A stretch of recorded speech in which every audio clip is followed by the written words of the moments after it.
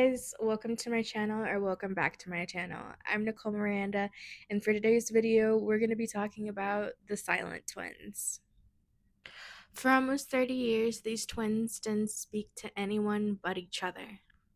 This is Gloria and Audrey Gibbons, and they came from Barbados to England in 1960. Aubrey was in the Royal Air Force, so the two moved a lot. Then on April 11th, 1963, Gloria gave birth to twin girls. They named the girls June and Jennifer Gibbons. And what was unique about these girls is that they were both hard to understand. They had a speech impediment and could only speak and understand each other. Other people could never understand them, but they could talk perfectly to each other.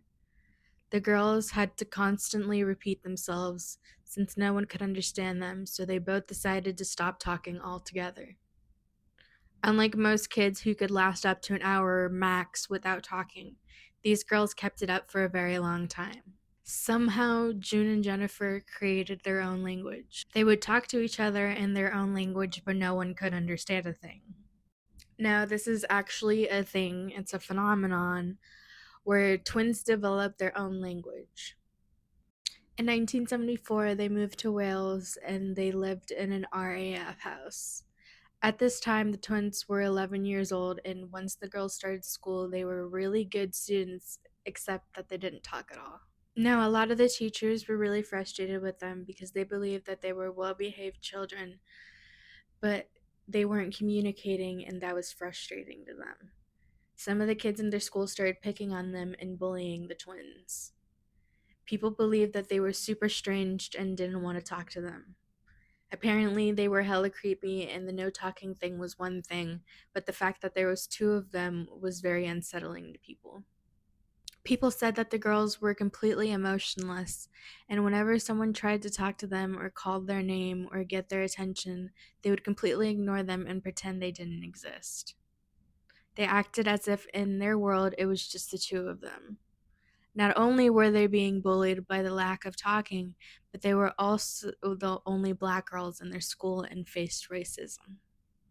It got so bad at one point that eventually the teachers allowed them to leave an hour early just so they could avoid the bullying.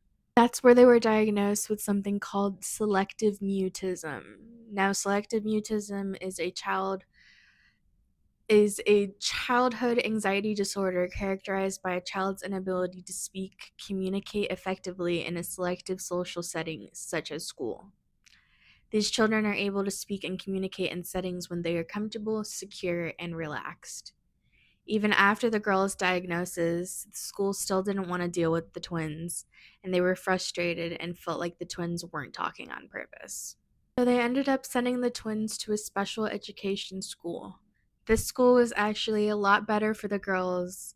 The teachers understood that they weren't stupid. They just had issues speaking. That is where they figured out that the girls were not speaking their own language. They were speaking English. It was just really sped up and no one could understand it. My name is June Alison Gibbons, and I have a twin sister called Jennifer, and we're known as silent twins. Jennifer and June went about their lives in school, and when they weren't in school, they would go home, lock themselves in their room, and hide themselves away from society. The twins even had a sister named Rosie, and they would speak to her.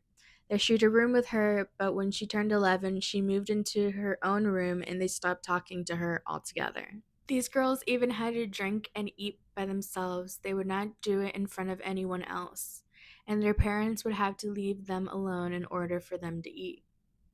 They obviously couldn't do this at school, so when they weren't at school, they would sit together as close as possible and they would eat in unison. The girls were home to do anything fun like watch TV or a movie. They would practically write their parents a letter saying what they wanted and what they wanted to watch. And they would practically watch TV from outside of their bedroom. When the girls were 11 years old, the girls began to walk completely in sync with each other. Oddly enough, they weren't happy about this either.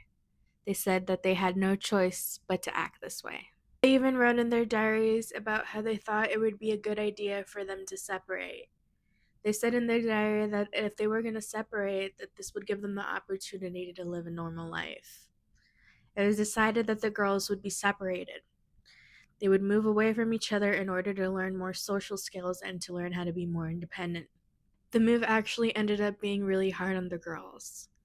They ended up stopped eating, they stopped sleeping, they wouldn't dress, and they became catatonic. They decided to bring them back together. This was the only thing making matters worse, having them separated.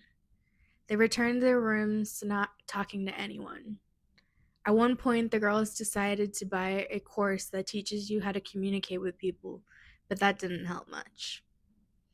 June said that they tried for a while, but that they weren't able to break their silence. After years of this, it became difficult for them and everybody around them, and the girls became depressed. They decided to write books and express themselves. By the summer of 1981, they filled up many books with their writings. They even tried to get their writings to be published, and they thought that they were going to make it really big. Unfortunately, the books did not do so well and got barely any attention. And this was really hard on them since it was the only thing that they were hopeful about. When the girls were 16 years old, they met another pair of twins from America. They were two boys around the same age. The four of them ended up spending the entire summer together. The twins went a little crazy with these guys and started to party a little bit. They were even able to get drunk and get a little loose. After a while, things got intense with the boys, and the girls started arguing over them. At the end of the summer, the boys had to return back to America, and this was really hard on June and Jennifer. They decided they were going to get revenge and take their anger out on society. That they were going to do something very bad, and that they specifically wanted to do as much damage as possible.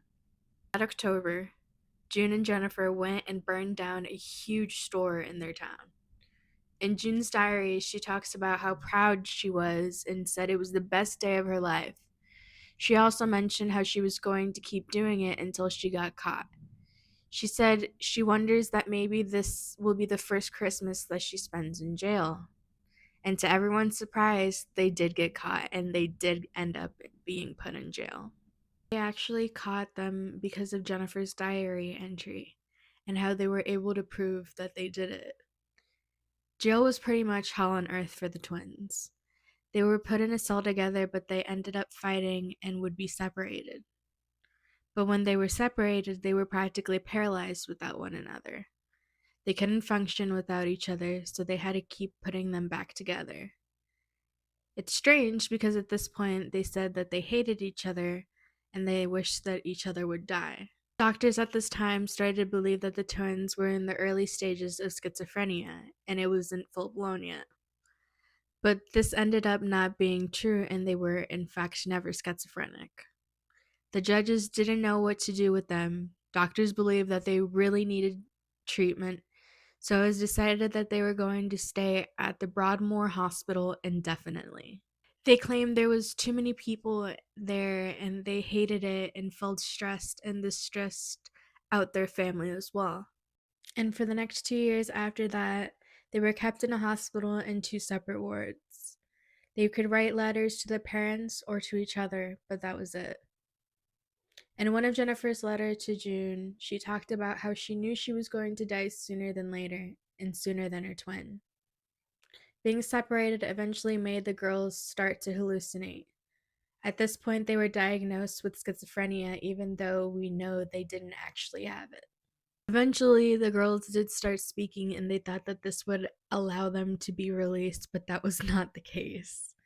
Every year, they would have another court date, and the judge would rule that they would have to stay another year or two. So this went on until the girls had spent 12 years in the hospital. It seemed like the judge wanted to keep them in there just because they were strange. A month before the girls turned 30, they were transferred to a different facility that had a more relaxed and laid back environment. Back when they went from one hospital to another, Jennifer started saying how she didn't feel well. She had pain and started saying she felt sick overall. She actually told June that she knew she was going to die. Once they got to the new facility, they took her to the hospital shortly after she arrived. Jennifer died on March 9th. The cause of death was sudden inflammation of the heart. There was no evidence of drugs or poison in her system, and she just died of natural causes. June stayed in the facility for about another year, and she wrote in her diary all about her sister, about how she was dealing with the grief of her sister, but in a way, she was relieved that her sister was gone. She felt she was finally free from the toxic relationship she had with her sister. And the weirdest part of this whole thing is that June and Jennifer actually knew that one of them was going to die in order for the other one to have a good life.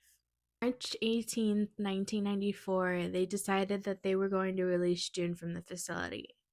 It took June a really long time for her to process the death of her sister and stop feeling guilty about being the one that lived. Let me know your thoughts on this. I hope you guys enjoyed this video. Don't forget to like and subscribe. I hope you guys enjoyed it. And until next time, bye guys.